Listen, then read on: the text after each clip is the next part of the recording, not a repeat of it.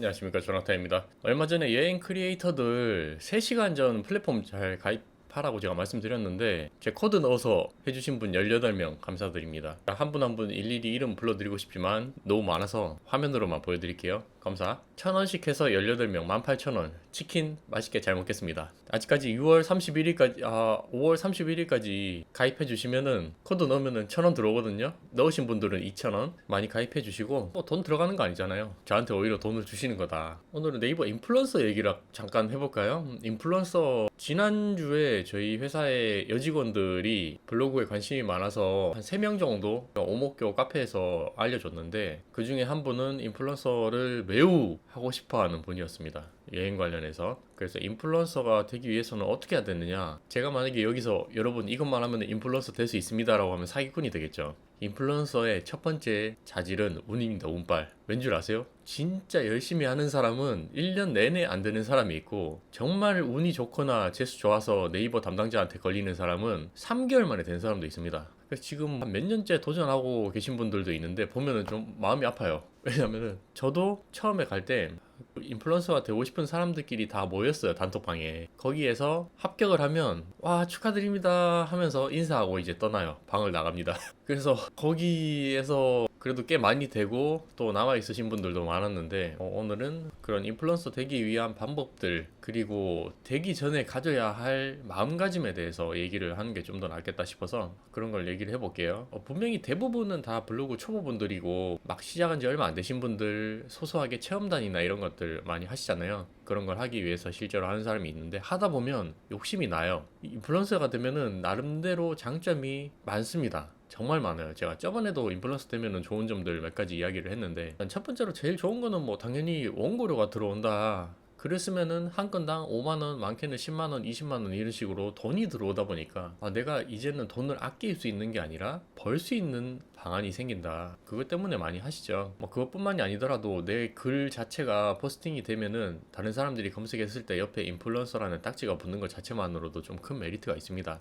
자부심이 있기 때문에 많이 하는데, 제가 말씀드리고 싶은 제일 좋은 방법 중에 한 개는 검색창에 인플루언서 선정 후기라고 하시면 최신순이나 뭐 정확도 순으로 검색하면 가장 최근에 인플루언서 된 사람들이 분명히 후기를 많이 남겨요. 그럼 그렇게 검색을 했을 때 좋은 점이 두 가지가 있습니다. 두 가지. 첫 번째는 최근에 된 사람들의 트렌드를 알 수 있어요.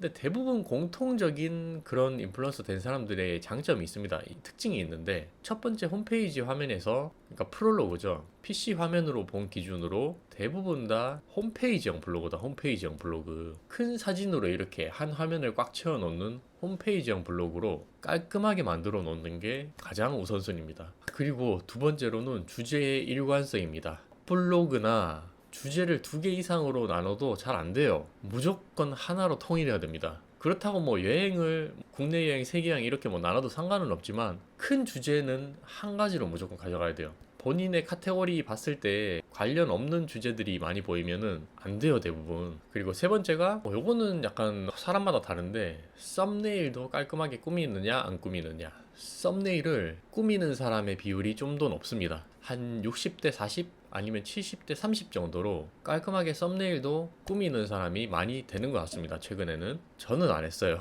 근데 저는 그 대신에 그 메인 화면, 각 포스팅의 주제가 될 수 있는 화면들, 사진들을 대표 사진을 설정하잖아요. 그걸 좀 최대한 멋있는 걸 골랐어요. 그리고 맛집 같은 경우도 살리긴 했는데, 맛집의 대표 사진도 음식 사진을 걸어 놓지 말고 좀 주변의 풍경이나 예쁜 가게 건물 이런 것들로 대표 사진을 걸어 놓으면 PC 화면으로 첫 페이지에 봤을 때 음식 사진이 아니라 어쨌건 여행 간 것처럼 보이잖아요. 그런 식으로도 꾸미는 경우가 있었습니다. 그래서 뭐 이런 것들 많이 있어요. 뭐 소통도 어느 정도 해야 되고, 댓글 관리하면서 뭐 1일 1포스팅을 해야 되느냐, 뭐 이런 식으로 사람들마다 다 기준이 있는데, 선정 후기를 보면 그런 최신 트렌드를 알 수 있고, 또 좋은 점이 최근에 많이 뽑는지 아닌지에 대한 기준을 약간 알 수 있습니다. 그러니까 작년 같은 경우에는 정말 많이 뽑았어요. 특히 여행 쪽 같은 경우나 푸드, 패션 이런 쪽으로는 일주일에 그래도 한 두세 명 이상씩 계속 뽑았습니다. 그래서 인플루언서 선정 후기를 검색했을 때 사람들의 후기가 계속 올라왔어요. 근데 최근에는 선정 후기를 검색해도 거의 안 올라옵니다. 그런 것들을 봤을 때 최근에는 그래도 많이 안 뽑는구나 이런 걸 알 수 있습니다. 그러면 우리는 이때 지원을 하지 말고 조금 기다려야 된다. 왜냐하면 그 한 번 지원하는 게 정말 소중하거든요. 정말 소중하기 때문에 이걸 최근에 작년에는 한 번 떨어지면 한 달에 한 번 다시 신청하면 됐어요.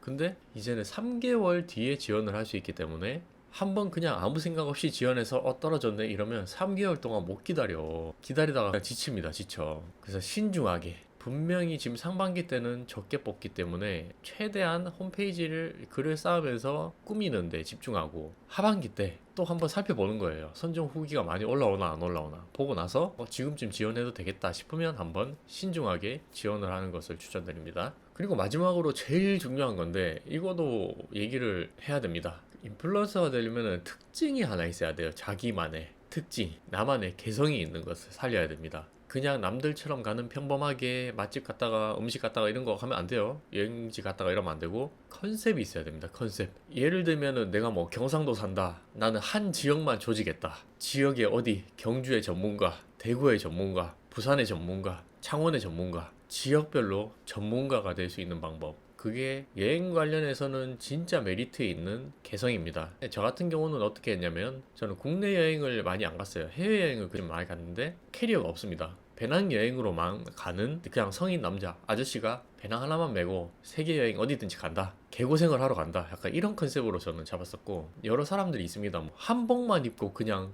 여행지를 다니겠다 그런 사람들도 있고, 뭐 아이와 가기 좋게 우리는 가족여행 전문이다 그런 식으로 뭐든 좋습니다. 너무 다른 사람이랑 똑같이 가지 말고 어떤 거 하나만 조금만 컨셉을 잡으면 가능성이 그나마 더 높아집니다. 이거 확실합니다. 그래서 자기가 지금 제가 여행 쪽이라서 여행 관련된 것만 얘기를 했지만 그 주제를 이렇게 살펴보면 분명히 자기만의 개성이 드러날 수 있는 장점을 살릴 수 있어요. 그래서 글을 쓰다 보면 내가 어떤 것들이 맞는지 이런 것들도 알 수 있고, 분명히 내가 잘하는 거 못하는 거를 구분할 수 있기 때문에 그런 거를 잘 판단하셔야 되고, 또 마지막으로 계속 마지막 나오네, 자기소개를 넣으시고, 그러니까 첫 페이지에 자기소개는 보통 뭐 협업 문의 이런 것들이 있긴 한데 그런 거 지금 많이 당겨봤자 지금 어차피 많이 안 와요. 인플루언서 되면 협업 많이 옵니다. 협업 문의에 이메일 남기지 마시고 자기소개를 좀 남기세요. 자기만의 개성이 드러날 수 있는 소개를 남기고 포스팅도 한번 하세요. 자기소개 포스팅. 인플루언서가 되고 싶습니다. 예를 들어서 그냥 진짜 이번 연도 인플루언서 도전하겠습니다. 저는 어떤 사람이고요. 여러분들에게 어떤 정보를 드리겠습니다. 그래서 많이 관심 가져주시면 감사하겠습니다. 인플루언서 되어서 또 뵙겠습니다. 이렇게 자기소개에 포부가 담긴 글을 하나 발행하는 것도 좋습니다. 그 대문 사진으로 공지사항에 걸어 놓으세요. 그냥.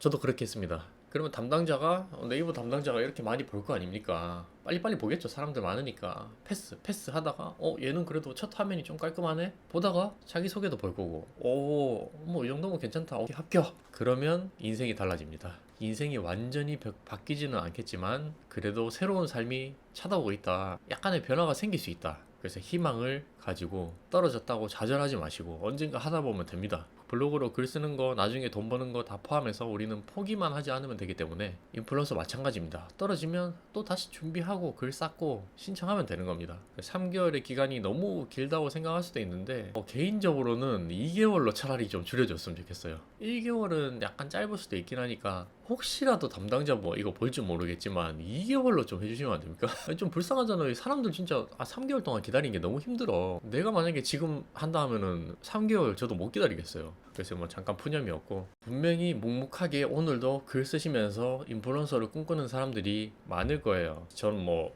같이 이미 인플루언서 된 사람들이랑 정보 교류를 물론 하고 있긴 하지만 영상에서 인플루언서가 되었다고 내가 뭐 자랑을 하거나 장점이 있거나 이런 것들을 막 엄청 홍보하진 않잖아요. 그런 것들 이유가 지금 마음속으로 정말 되고 싶은 사람들, 간절하게 바라고 있는 사람들이 있기 때문에 그런 사람은 오히려 제가 더 응원을 합니다. 열심히 해서 인플 되면 저한테 연락 주세요, 진짜. 그러면 제가 그 다른 거 몰래 알려드릴 수도 있어요. 다른 것들 제가 많이 알지는 못하지만 그나마 등수 빨리 올리는 방법, 뭐 키워드 챌린지, 토픽이나 이런 것들 다 기본적인 건 알고 있기 때문에 진짜 저는 알려드릴 의향도 있고 그러거든요. 포기를 하지 마라. 포기하지 마시고 글 쓰다 보면 언젠가 자기한테 기회가 옵니다. 그걸 꼭 말씀드리고 싶습니다. 파이팅!